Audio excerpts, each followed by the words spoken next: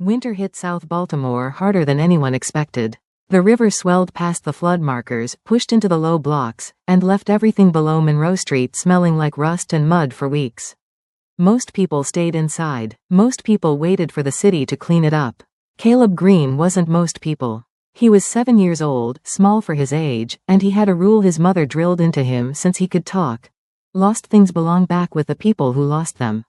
That's why, on a gray afternoon when the water had finally pulled back, Caleb found himself crouched under a bus bench near the corner of Lexington and Cary. The wood was swollen. The screws were orange with rust. And wedged between the slats, half hidden in dried mud, was a wallet. Heavy. Leather. Expensive in a way Caleb recognized even if he couldn't explain it. He didn't open it. Didn't need to. The corner of $100 bill peeked out from the fold, and embossed on the front in gold letters was a phone number. Caleb pulled out his mother's cracked prepaid phone, the one she let him carry for emergencies, and dialed. The phone rang twice. Then a voice answered. Calm. Deep. The kind of voice that didn't rush. Who is this? Caleb swallowed. Hi. I found your wallet. Silence. Not the confused kind. The listening kind. I'm calling because my mom says lost things should go back to who lost them, Caleb continued, his words tumbling out faster now. I didn't take anything. I just wanted to tell you I have it. More silence. Then, why didn't you take the money? Caleb frowned. Because it's not mine. Most people would take it. My mom says money feels like heat. You don't grab it unless you're ready to get burned. The man on the other end said nothing for a long time. Long enough that Caleb thought maybe the call had dropped. Where are you? The voice finally asked. Caleb told him. Stay there. The line went dead. Caleb sat on the curb, the wallet in his lap, waiting. He didn't know who the man was. Didn't know why his chest felt tight, like he'd done something that mattered more than returning a wallet. 20 minutes later, a black SUV pulled up. Tinted windows. Engine so quiet Caleb barely heard it. A man stepped out. Tall. Dark suit. Korean features, but his English had no accent. He looked at Caleb the way a teacher looks at a test they didn't expect anyone to pass. You're the one who called? Caleb nodded, holding out the wallet. The man took it, checked inside, then looked at Caleb again, longer this time, like he was solving a problem that had been bothering him for years. What's your name? Caleb Green. The man nodded slowly. Thank you, Caleb Green. He got back in the SUV and drove away. Caleb walked home, hands in his pockets, not knowing that 3 cameras on his block had just been wiped. Not knowing that 2 police patrol routes had been quietly rerouted. Not knowing that the man in the black SUV had just cancelled a wedding that would have secured his family's power for the next decade. All because a 7-year-old believed lost things should go home. Sometimes the smallest choices create the biggest consequences. One call, one moment of honesty, one decision that changes everything. If stories like this one remind you why integrity matters, even when no one's watching, then maybe it's worth passing along. Hit that like button if Caleb's choice moved you, and subscribe to Tales by Wave for more stories that prove one person can shift the entire game. Because what happens next? You won't believe it. Marisol Green got home at 2:47 a.m. Her feet ached. Her back ached. The smell of fryer grease clung to her hair no matter how many times she washed it. She opened the apartment door as quietly as she could, hoping Caleb was asleep. He wasn't. He was curled up by the living room window, blanket wrapped around his shoulders, eyes half closed but still watching the street. Baby, what are you doing up? Caleb blinked at her. Waiting. For what? I don't know yet. Marisol's stomach tightened. She followed his gaze to the window. Across the street, parked under a broken streetlight, sat a black SUV. Engine off. Lights dark. But someone was inside. She could feel it. How long has that been there? Caleb shrugged. Since I got home from school. Marisol's mind started running through possibilities. None of them good. She'd seen cars like that before. Years ago, back when she worked for a law firm that paid her in cash and asked her not to put her name on anything she reviewed. She'd read contracts for men in expensive suits. Men who spoke softly and smiled like they were doing you a favor. Men whose signatures could bury families in debt they'd never escape. Marisol had been good at her job. Too good. One contract crossed her desk, a property acquisition deal dressed up as community investment. She'd flagged it, written a single note in the margin, unenforceable due to predatory timing clause. The lawyer who hired her thanked her quietly. Paid her late. then disappeared. 2 weeks later, Marisol quit. Started waiting tables. Kept her head down. That was 8 years ago. She thought she'd left that world behind. Now, staring at the black SUV across the street, she wasn't so sure. Go to bed, baby, she whispered, pulling Caleb away from the window. Mom? Yeah? I did something today. Marisol's heart stopped. What did you do? I found a wallet. I called the number inside. A man came and got it. Marisol's blood went cold. What man? I don't know. He was nice. He said thank you. Marisol looked back at the SUV. Still there. Still watching. She closed the curtain. But closing a curtain doesn't stop people from seeing you. It just makes you feel safer while they decide what to do next. The next morning, Marisol walked Caleb to school. She took a different route. Checked over her shoulder 6 times. The black SUV never appeared. But at the bar that night, her manager, Frank, who'd been there for 15 years, was gone. Replaced by a younger man. Polite, efficient, wearing a tie to manage a dive bar. Where's Frank? Marisol asked. Took early retirement, the new manager said, smiling. I'm Aaron. You must be Marisol. He already knew her name. When her shift ended, Marisol opened her locker. Inside was an envelope. Thick. No name on it. She opened it. Cash. Neat stacks. Enough to cover 3 months of rent. No note. No explanation. Marisol stared at the money, her hands shaking. Then she walked out the back door, envelope in hand, and set it on fire in the alley dumpster. She watched it burn until there was nothing left but ash. Across the street, on a rooftop she couldn't see, a man lowered his binoculars. Jae-hoon Park pulled out his phone and made a call. Cancel everything, he said. Sir? The wedding. The merger. All of it. You can't be serious. I'm testing something. He hung up. Then he watched Marisol walk back inside, shoulders squared, jaw tight. She'd just refused money she desperately needed. And Jae-hoon realized something that terrified him. His father might have been right all along. The black SUVs started appearing everywhere. Not following, not threatening, just there. When Marisol walked Caleb to school, there was one parked half a block behind them. When she left for her shift at the bar, another one idling across the street. When Caleb played basketball at the community center, a third one sat in the parking lot, engine running. Caleb noticed first. Mom, are we being protected or followed? Marisol didn't have an answer. Then things started changing. A drunk regular got aggressive one night, grabbed Marisol's wrist hard enough to bruise. Before she could even react, 2 men in dark suits appeared from nowhere and escorted him out. New security, Aaron said. For staff safety. Marisol had never seen them before. 3 days later, her landlord called. Good news, he said, voice tight. The building's been sold. New ownership is locking all current leases at existing rates for 10 years. No rent increases. Marisol's throat went dry. Who bought it? Company called Parallax Imports. Some kind of logistics firm. The name meant nothing to her. But the pattern did. Help appearing where she didn't ask for it. Protection she never requested. Safety that felt more like surveillance. Marisol tried to find out who was behind it. Every lead went cold. Every question got deflected. Finally, she cornered the building manager in the lobby. Who runs Parallax Imports? The manager shifted uncomfortably. They're legitimate. Corporate logistics. Government contracts. Charitable foundations. That's not what I asked. He handed her a business card. If you have concerns, contact their office. That night at the bar, near closing, a man walked in. Tall. Korean. Mid-30s. Expensive suit that didn't match the neighborhood. He sat at the far end of the counter. Ordered nothing. Just watched. Marisol approached, wiping down the bar in front of him. We're about to close. I know. His voice, calm, measured, sent a chill down her spine. She'd heard it before. You're the one my son called. Jae-hoon nodded slowly. Your son called me. I wanted to see who raised someone like that. Someone like what? Someone who thinks lost things should go home.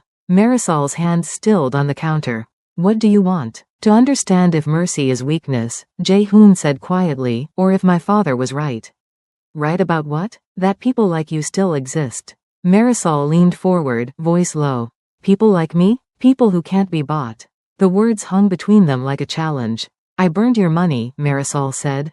I know. Then you know I don't want your help. I'm not offering help, Jae-hoon said. I'm offering answers. To what questions? The ones you've been asking about Parallax Imports. Marisol's pulse quickened. Who are you? Jae-hoon stood, placed a business card on the counter. Someone trying to figure out if doing the right thing gets you killed, or if that's just what cowards tell themselves. He walked out. Marisol grabbed the card. Jae-hoon Park, Parallax Imports, Chief Operating Officer. She pulled out her phone and searched the company. Logistics, shipping, political donations, charitable foundations. Then she found an old news article. Federal inquiry into campaign finance violations, Shell charities under investigation. One name jumped out at her. The same charity that had offered her relocation money 8 years ago. The same one she'd refused. Marisol's hands started shaking. Jae-hoon hadn't found her by accident. He'd been watching her for years. The wallet wasn't lost. It was left. And Caleb's call wasn't random luck. It was a test. One she didn't know she was taking until it was already too late to walk away. 2 weeks passed. Jae-hoon came back to the bar. Then again. Each time, Jae-hoon sat a little closer. Each conversation lasted a little longer. Marisol told herself Marisol was gathering information, learning who Jae-hoon was, what Jae-hoon wanted, but the truth was harder to admit. Marisol liked talking to Jae-hoon. Jae-hoon listened the way most people didn't, fully, without interrupting, like Marisol's words actually mattered. One night, after the bar cleared out, Marisol finally asked the question that had been eating at Marisol. Why did you cancel your wedding? Jae-hoon's expression didn't change, but something flickered in Jae-hoon's eyes. How did you know about that? I know how to read what people don't say. Jae-hoon smiled, barely. My father believed mercy was strength. My father died for it. And you? What do you believe? I'm still deciding. Meanwhile, across the city, 6 people sat in a private room overlooking the harbor. The Park Family Council. Connected by blood, bound by strategy, united by profit. Jae-hoon's uncle spoke first. The green woman is a problem. Marisol's a waitress, another member said. How is Marisol a problem? Because Marisol represents what we've spent decades eliminating, the aunt replied. Conscience. Jae-hoon cancelled the Kim merger because of Marisol, the uncle continued. That marriage would have secured our position for the next decade. So remove Marisol. No. The aunt leaned forward. Removing Marisol makes Marisol a martyr. We observe. We document. We let Jae-hoon see for himself what choosing Marisol costs. The vote was unanimous. Back at the bar, Marisol didn't notice the new cameras installed across the street. Marisol didn't see the different car parked 3 blocks down, different plates, different make, but the same watching energy. Jae-hoon noticed. When Marisol's shift ended, Jae-hoon walked Marisol halfway home. Stopped at the corner. Someone else is watching you now, Jae-hoon said quietly. Marisol's stomach dropped. Who? People who think I'm making a mistake. Are you? Jae-hoon looked at Marisol, really looked at Marisol, and for the first time, Marisol saw past the calm exterior to something raw underneath. I don't know yet, Jae-hoon admitted. But I'm about to find out. Jae-hoon turned and walked away. Marisol stood there, cold wind cutting through Marisol's jacket, realizing something that terrified Marisol. Marisol wasn't afraid of the people watching anymore. Marisol was afraid of what would happen when they decided watching wasn't enough. Marisol's boss disappeared overnight. Aaron, the new manager with the tie and the too polite smile, was gone by morning. Replaced by someone even smoother. A woman named Claire who knew everyone's name before introduction and doubled the tips within 3 days. The drunk customers stopped coming. The shifts got easier. The safety got tighter. Marisol felt the cage closing with every improvement. Then Caleb's school called. We wanted to thank you, the principal said. The anonymous donation for new computers and library renovations, it's transformative. Marisol's throat closed. What donation? A foundation. Parallax Community Trust. We assumed you knew. Marisol hung up. That night, Marisol confronted Jae-hoon at the bar before closing. You're buying my life. Jae-hoon looked up from the glass of water Jae-hoon never drank.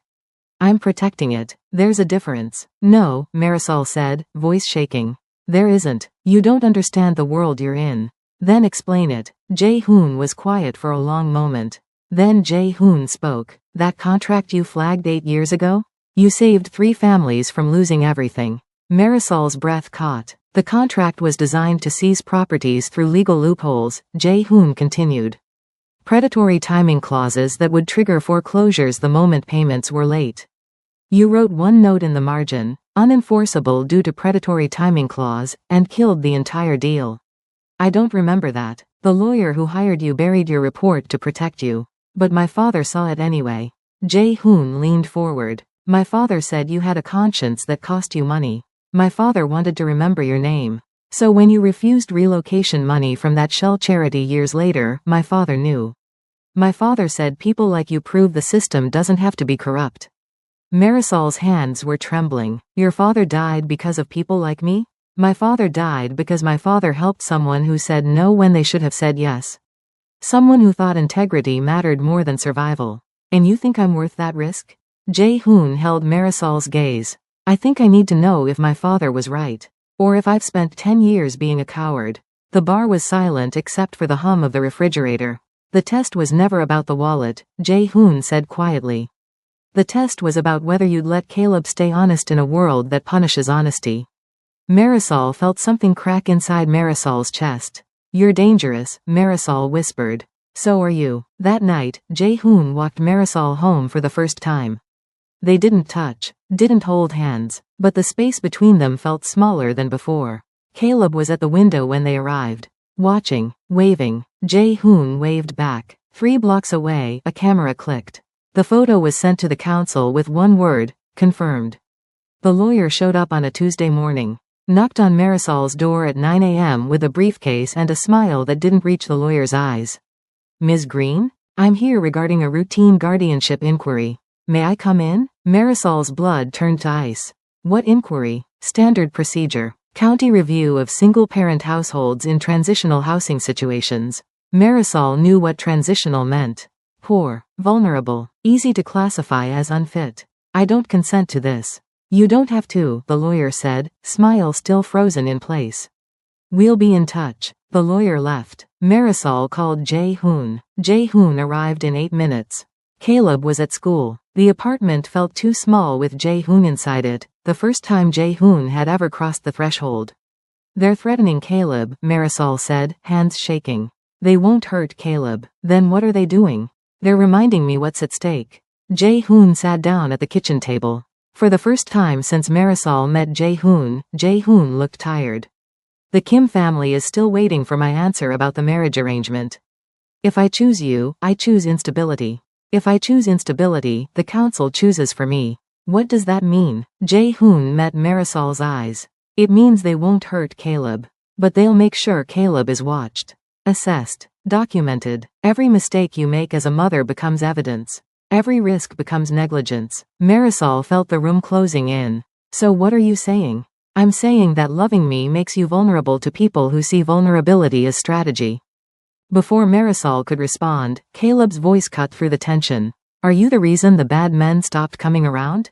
Caleb stood in the doorway. School bag still on Caleb's back. Eyes locked on Jae-hoon. Marisol's heart stopped. Baby, you're supposed to be at school. Early dismissal. Fire drill. Caleb walked closer. Are you? Jae-hoon looked at Caleb, then at Marisol. Yes. Then thank you for protecting my mom. The simplicity of it broke something in Jae-hoon's carefully constructed armor. Jae-hoon's phone buzzed. Jae-hoon read the message. Jae-hoon's jaw tightened. What is it? Marisol asked. Jae-hoon stood. I have to go. Jae-hoon. They're not threatening you, Jae-hoon said quietly. They're making me the threat. Jae-hoon looked at Caleb one more time. Will you come back? Caleb asked. Jae-hoon didn't answer, because Jae-hoon didn't know. That night, Marisol found a file slipped under the door. Background checks, financial audits, surveillance photos documenting Marisol's life for 8 years. A note in elegant handwriting. We know everything, but we're not your enemy. He is. The signature, the Park Family Council. Marisol understood then. The council wasn't trying to destroy Marisol. The council was making Jae-hoon destroy the relationship himself. By turning Jae-hoon's love into the weapon aimed at Caleb. 3 days of silence. No Jae-hoon. No messages. No black SUVs. Then the protection disappeared. All of it. Overnight. The security at the bar vanished. The lease protection evaporated. Marisol's landlord called about renegotiating terms.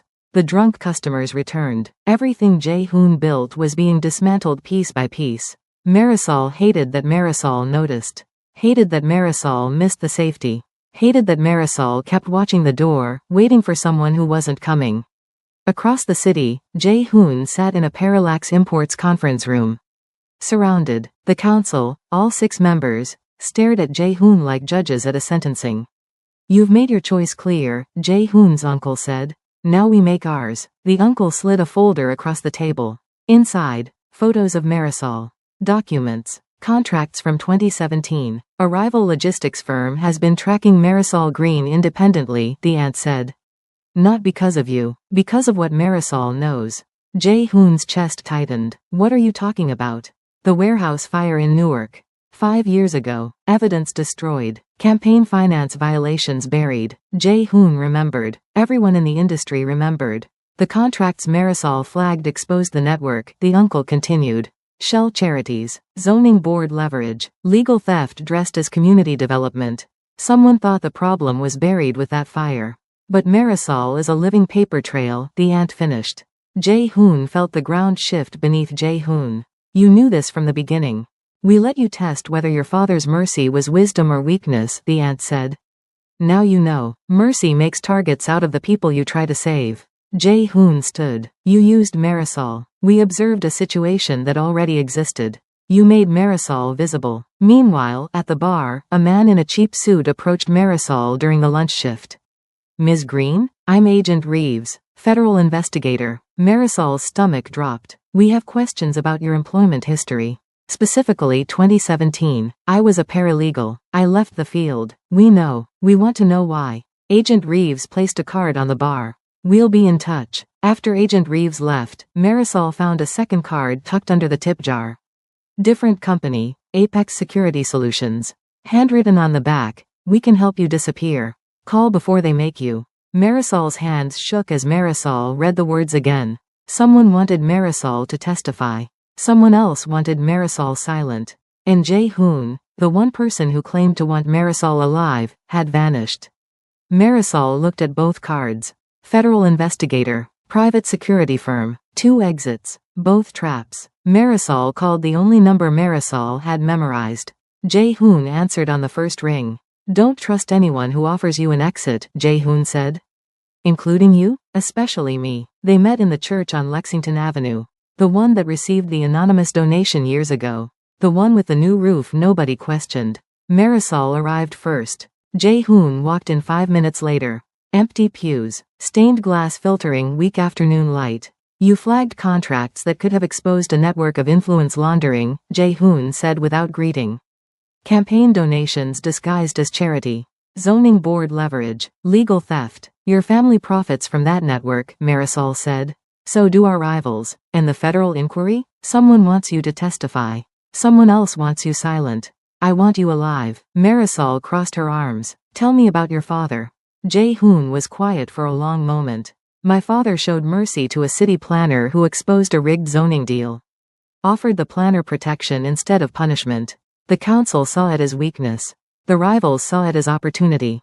How did your father die? Car accident. Mechanical failure, they said. Jae-hoon's voice was flat. I've never believed that. You think your family killed your father? I think mercy is dangerous when everyone around you treats it like treason. Jae-hoon finally looked at Marisol. My father believed people like you, people who choose integrity over safety, prove the system doesn't have to be corrupt. And you've been testing that theory. I thought I was, but I was wrong. About what? You're not proof of anything except that I've been afraid to believe in what I already know is true. The distance between them felt smaller suddenly. What happens now? Marisol asked. I break every vow I was raised on. Or I lose the only thing that's made me feel human in 10 years. Jae-hoon stepped closer. They kissed. Not soft, not gentle, desperate like people who know time is running out. When they pulled apart, Marisol's phone buzzed. Text from an unknown number. Your son is home alone. Window unlocked. Marisol ran. Jae-hoon followed. They reached Marisol's apartment in 12 minutes. Caleb was fine. Door locked. Windows secured. But the message was clear. They know everything. That night, Jae-hoon went home to find the council waiting. The uncle held a folder. The Kim family withdrew their marriage offer. But Apex Security made a new one. A merger, not a marriage. What merger? They want Parallax's shipping routes. In exchange, they'll handle the Marisol Green problem. Jae-hoon's blood went cold. Handle? Relocate. Quietly. Permanently. The child too. You can see Marisol safe and disappear from Marisol's life, the aunt said. Or you can keep playing savior and watch Marisol burn. Jae-hoon understood then. The council wasn't destroying the relationship to maintain tradition. The council was using the relationship to force a corporate merger. Apex Security manufactured the threat against Marisol to create leverage. The federal inquiry, the surveillance, the pressure, all coordinated. Marisol was never the target. Caleb had been listening, not just to words, to silences, to the way Marisol's voice changed when Marisol thought Caleb wasn't paying attention. Caleb knew Marisol was afraid. Caleb knew the man from the wallet was why. Caleb knew adults lie to protect children, and that makes children more vulnerable. So when Caleb found the Apex security card in the trash, Caleb didn't ask questions. Caleb called the number. Apex Security Solutions. Caleb kept Caleb's voice steady. My mom got your card. She wants to disappear. Pause. Who is this? The reason you're watching us. The voice on the other end shifted. Your mother's testimony is the only thing stopping us from moving on Parallax. Tell her we can help. Caleb pressed the record button on Marisol's old phone. Got every word. Then Caleb hung up and sent the audio file to the one person Caleb trusted. Jae-hoon. Meanwhile, Marisol sat in a federal office answering questions Marisol couldn't afford to answer truthfully. Agent Reeves spread documents across the table. Shell charity filings. Campaign finance violations. We need you to identify which signatures you authenticated and which you flagged as fraudulent. Marisol stared at the papers. Telling the truth would expose Parallax imports. Lying would make Marisol an accomplice. I need time, Marisol said. You have 24 hours. Across town, Jae-hoon met with Apex Security's CEO in a restaurant where every table was empty except theirs. The CEO smiled like a politician. We don't want Parallax. We want your cooperation. What cooperation? Sign over 3 shipping routes. We relocate Ms. Green and her son with full protection. You never see them again. They never see danger again. And if I refuse, then we stop pretending the federal inquiry isn't coming for all of you. Jae-hoon's phone buzzed. Audio file from Caleb. Jae-hoon listened. Jae-hoon's expression didn't change, but inside, everything shifted. A 7-year-old just gave Jae-hoon leverage. Jae-hoon stood. The merger is off. You don't have a choice. I do now. Jae-hoon left. Jae-hoon called Caleb immediately. Why did you do this? Caleb's voice was small but certain. Because lost things belong with the people who lost them. You lost your dad because he tried to protect someone. I don't want my mom to lose you for the same reason. Jae-hoon closed Jae-hoon's eyes. Thank you, Caleb. Jae-hoon took the recording to the council. The child is cleverer than all of us, the uncle said. Or more foolish, the aunt replied. Apex will know where this came from. Let them know, Jae-hoon said. I'm done protecting myself by sacrificing everyone else. Jae-hoon called the Apex CEO. The merger is off. The routes are closed. And if you touch Marisol or Caleb, I'll release everything I know about your campaign finance network. You'll destroy your own family. I'm redefining what family means. Jae-hoon hung up. Then Jae-hoon went to Marisol's apartment. Marisol opened the door, eyes red, exhausted from federal questioning. I need you to trust me one more time, Jae-hoon said. Why? Because your son just taught me what my father died trying to prove. Mercy isn't weakness. Fear of it is. As they talked, Caleb watched from the window. A black SUV pulled up. Federal jackets. Not Jae-hoon's people. Not Apex's. Caleb realized too late. The inquiry wasn't fake. Someone weaponized Caleb's recording. The raid wasn't coming for Marisol. The raid was coming for everyone. 72 hours later, everything changed. Federal agents seized Parallax import records.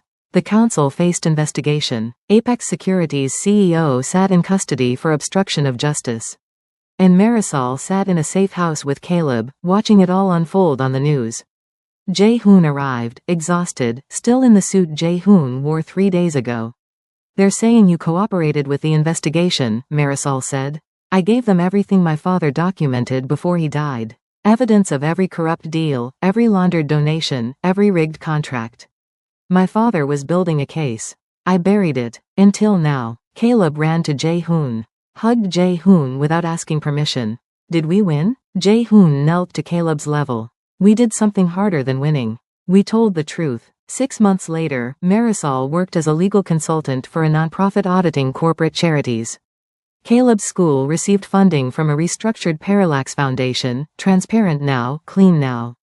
Jae-hoon stepped down as CEO. Took a compliance director position instead. They didn't live together yet. But Jae-hoon came to dinner 3 times a week. One evening, Caleb looked up from homework. Do you think you'll get married? Marisol and Jae-hoon exchanged a glance. Would that be okay with you? Jae-hoon asked. Only if you promise to always tell the truth. Even when it's hard. Especially when it's hard. Late that night, Caleb asked Jae-hoon one more question. Why did you really leave that wallet?